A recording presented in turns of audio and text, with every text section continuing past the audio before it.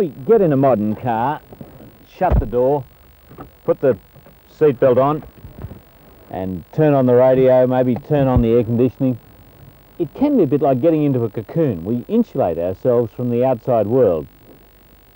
And that can be a danger, because you can also insulate yourself from road conditions and from other road users. And you really have to remember that you're out there sharing that road with vehicles with all sorts of different characteristics. And one vehicle that often gets forgotten by the car driver is the motorcycle. And of course the demands on a motorcyclist are often quite different to those on a car driver. But the two have got to interrelate. They're sharing the same road. Got a fairly high-performance car here, a high-performance motorcycle. The motorcycle will certainly out-accelerate the car, but when it comes to braking, there are differences. Let's do a test from 80 kilometres an hour and you'll see what I mean.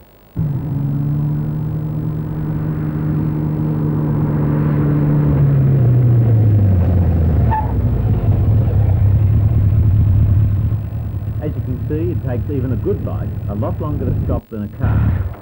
A senior constable in the highway patrol, Les Hodge, spends a lot of time on a motorcycle in his job, but he also rides motorcycles for pleasure, so he understands the advantages and disadvantages of riding a wheel. It wasn't really his fault either. Many riders quite simply don't know how to stop. Well, quite a lot of motorcycle riders, Jim, really do not know how to stop their motorcycles in an emergency situation or a normal situation. You'll find the majority of them use the back road, where 75% of the braking on a motorcycle should be done on the front road. By contrast to using the front brake correctly, relying solely on the rear brake results in a huge difference in stopping distance.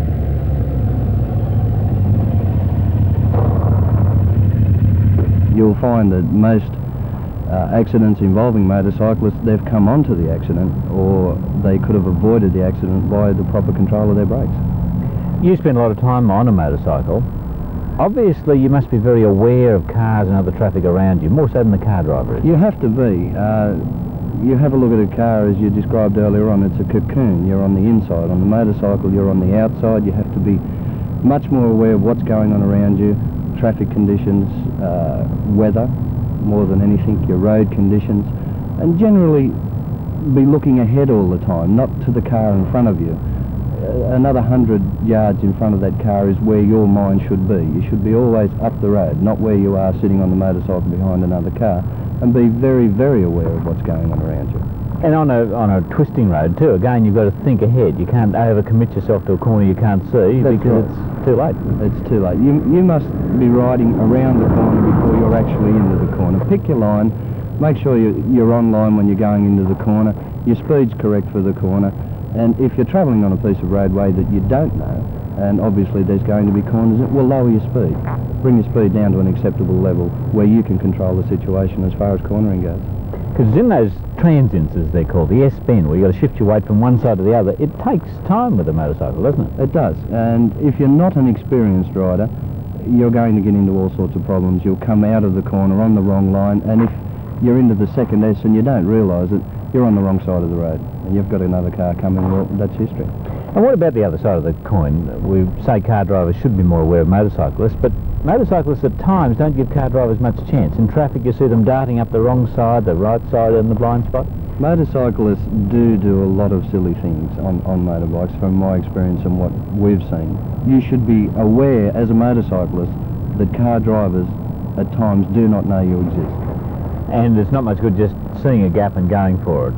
You see them passing up the inside. No point to it at all. People generally have all sorts of problems with motor cars, the same as on a motorcycle.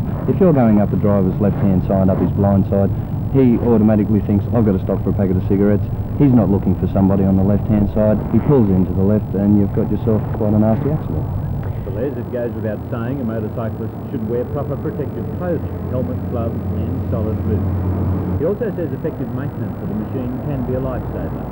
There should be a daily check made of tyre pressures, brakes and chain. And it's getting that brain in gear before you crack the throttle. Exactly. Put your brain in first and then put the brake in first.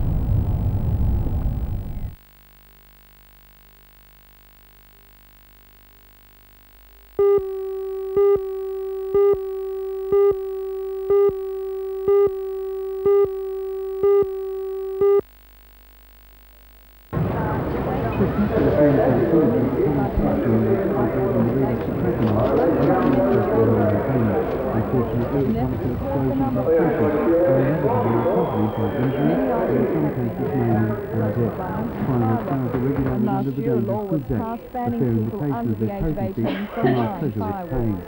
That move was applauded by doctors, who reported a marked decrease in the number of accidents over the last decade to store the fireworks under cover. Some store owners haven't been made aware of that change, which upsets those keeping within the law. But if of course not of its essential state, there are several public fireworks suppliers which are far better alternatives to the backyard bonfire.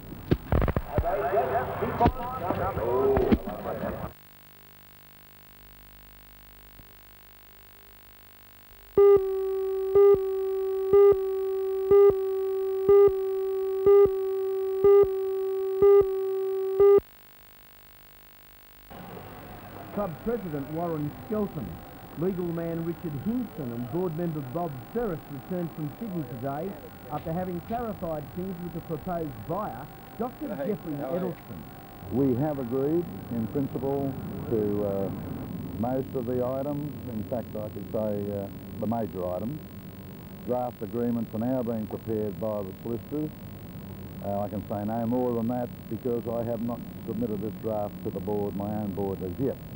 And we anticipate this to be completed within a week. The speculation right in the town at the moment, talking $250,000, $300,000 down to $75,000. What can you tell us about the money? Well, I read some paper reports this morning which were completely inaccurate. As far as the money goes, the agreements will provide that Newcastle will not lose control of the Kern Falcons. It will mean money benefits to the club in at least in excess of $300,000 in the next 3 years to 4 years. We will not be changing the name of the club, and as such it can only help us greatly and really build a foundation for a great future for the Newcastle Kern Falcons. Is it also true that local business interests are also talking to you at the moment? Yes, I have been personally approached by local business interests, and of course, as you well appreciate, no agreement is finalised until such time as the documents are signed and the money changes hands.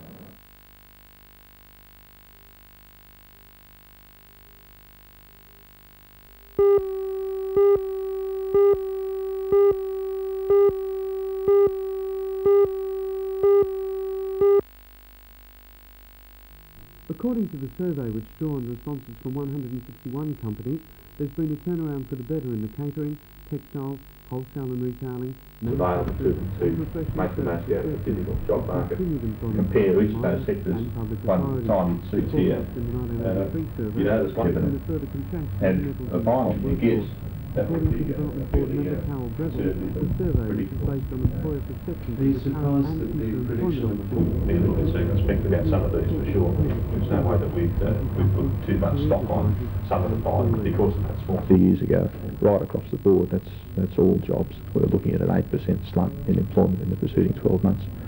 And now, if I say it's flat, that masks the fact that in some sectors, in fact there are quite a few, we've seen a complete turnaround and a fairly strong emergence and regrowth. Sure, there are still some difficult spots, and I think we'll probably have to live with those for a little while yet. But overall, the situation definitely gives us cause for a lot more confidence than what we had 2 years ago. That good news was preceded at City Hall by the announcement of the latest round of CEP grants for the Hunter, totaling just over $3 million.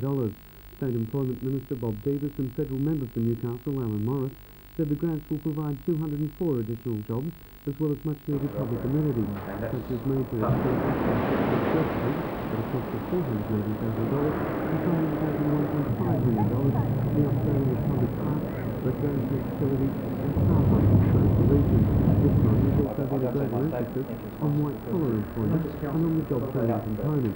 Away from the grants, difficulty getting work, then that is really a very good result. And we think it will certainly compare. Alan has just been drawing attention to about 50% of people who have gone through the CEP have been in full-time employment within 6 months. Now, that is quite a remarkable result in my view. it's very unlikely that anywhere in the world is there a short-term job creation program that is being any more effective at putting what have been long-term unemployed people back into the workforce.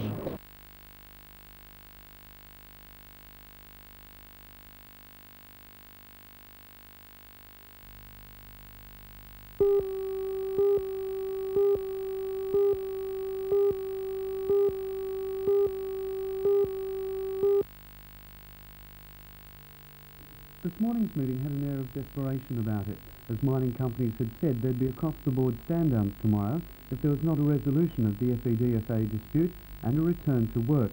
Rather than risk incurring the wrath of the 30 other unions involved in the industry and the hunter, the meeting sought a resolution that best protected their interests and kept the solidarity of their colleagues, and in many ways they found it. There will be a complete return to work effective from the night shift tonight, so safeguarding the jobs of all other unionists. The move is merely tactical, however, for should the 21 plant operators at the centre of the dispute also commence duties, they will be black-banned. Their suspension from membership of the union expected to be confirmed at a management committee meeting in Muswellbrook tomorrow. Mount Thorley will then be declared black, and according to the FEDFA, if the other mining industry unions concur, there will be massive across-the-board industrial unrest heaped upon the hunter. General Secretary of the FEDFA, Jack Camborne. The intent, as I say, at the moment is to try and resolve the matter, unless something unforeseen occurs, then I would say that would be the way the thing would be going. The meeting was also told of moves to deregister the union and of the refusal of the 21 plant operators to attend a sub-branch meeting in Muswellbrook last night, and their intention to use legal action against the union to keep their jobs. This generated much more bitterness against the so-called renegades, as echoed by Bruce Welsh.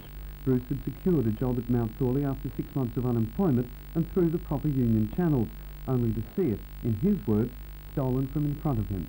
It's a pretty weak setup, really, when you've got blokes that are waiting, been unemployed and waiting for the start of the job and go the right way through doing it, and then the 21 blokes come along and jump in front of you and sort of more or less bring the whole thing to a standstill.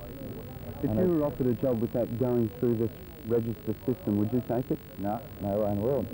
The stage has been set, the battle lines drawn and the tactics explained.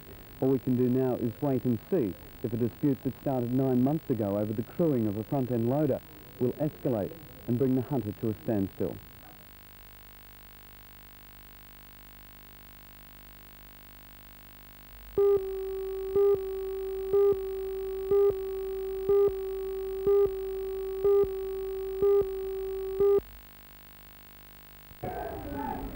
Last year, university student and Port Stephen Shire Council employee Ronnie Plotnikoff taught 1,500 primary school children life-saving. Half that number were sixth-class children who were taught resuscitation. Today and yesterday, Mr. Plotnikoff has been testing the youngsters trained last year to see how well they remembered the technique. All right, Scott, you can stop. Will not only go towards his master's degree in education, See how we did? but also be used by a Sydney professor in a major study he's carrying out on children's retention ability. Those are your Mr. breaths. Plotnikoff says clear conclusions already seem And evident, and the they're levels of reassuring. children. Well, presently it seems to be quite favourable that children who have been taught last, say, over a period of a year, they should have enough retention in order to save a person, generally speaking.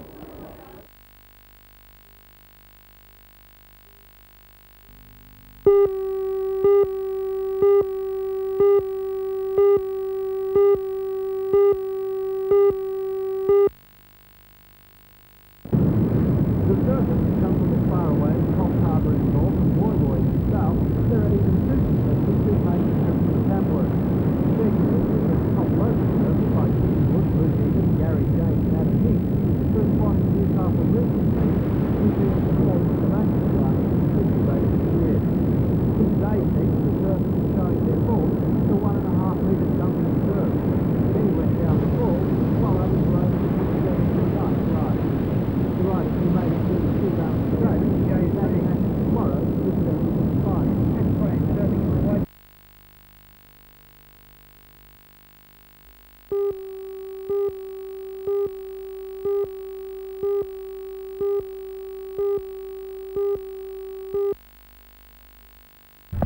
The robbery was particularly cruel because the equipment was used by more than 200 disabled youngsters throughout the Hunter Valley.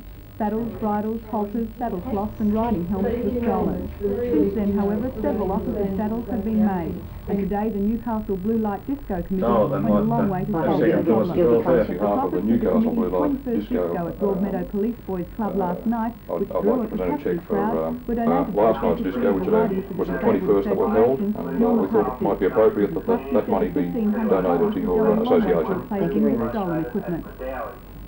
Yes, it will nearly cover the cost of all the equipment. We already have had 2 saddles, second-hand saddles donated to us, and we're still having a few offers coming in of different gear, bridles, halters, and lead ropes, etc.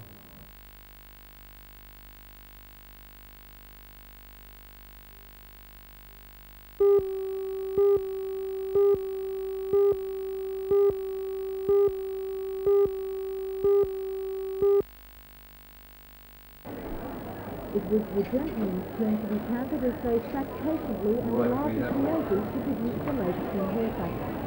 180 hairdressers competed in 9 sections, covering cutting, styling and fashion design in both male and female sections. 10, 9, 8, 7, 6, 5, 4, 3, 2, 1. That's it. Stand back, contestants. No more spraying. No. Including some of the leading hairdressers in the state.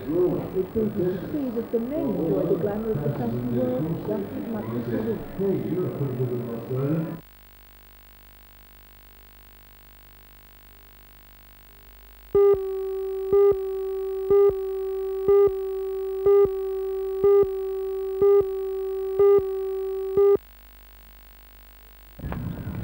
The report says the major cause of problems at Morisset Hospital is the inappropriate mixture of patients. The mentally ill, or those people who are born normal but acquire mental illness, are mixed with the developmentally disabled, people who are born with congenital abnormalities. Those groups are also exposed to forensic patients or the criminally insane. According to the Regional Director of the Department of Health, Dr. Owen James, this mixture has caused organisational and staff morale difficulties as well as problems with patients. Traditionally, Morisset has been a repository in some cases and sometimes a referral institution for those who are the most difficult in the mental health patients in the state.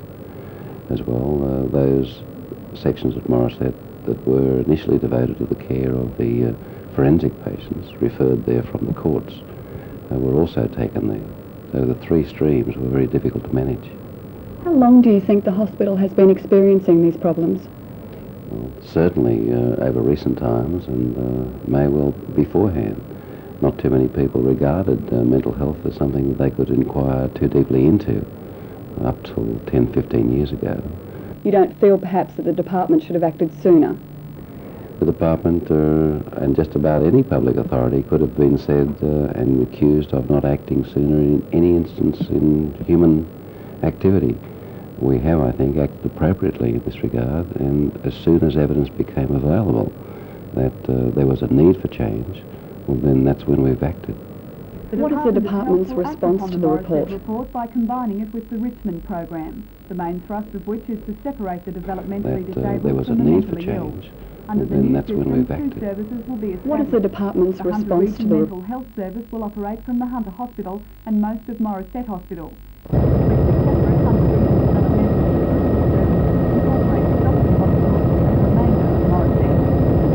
The department has announced 2 watchdog bodies will be set up to monitor and review the 2 new services. In addition, the department says it will no longer accept responsibility for the most difficult patients from throughout the state.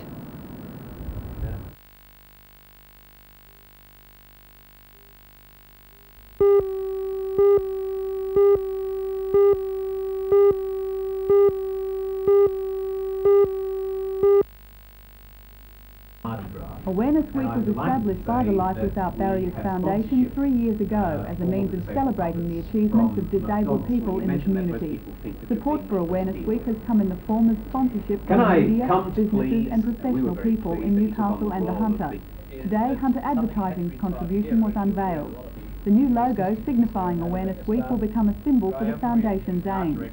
Awareness Week starts on June the 17th and will run until the following Sunday.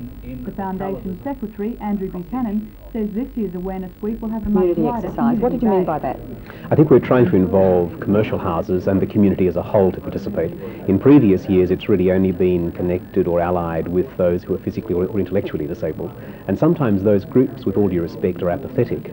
They're very enthusiastic in theory, but when it comes to reality, they really haven't put their best foot forward. So we're trying to involve the community as a whole to participate, and I'm very grateful this year that seems to be happening. So what sorts of activities can we look forward to during the week? We're having for the first time a seminar in the City Hall halfway through the week, which will look at the problems of the physical and intellectually, or the challenges, involving those folk, and as well involving the medical profession and paramedics. So often the medical profession, as an example, give advice quite rightly to those who are disabled, and the disabled often feel slightly frustrated that it's difficult for somebody who's physically able to tell somebody in a wheelchair what they should do. So we're going to look at some of those issues, and I hope it will be very healthy, constructive verbal ping-pong.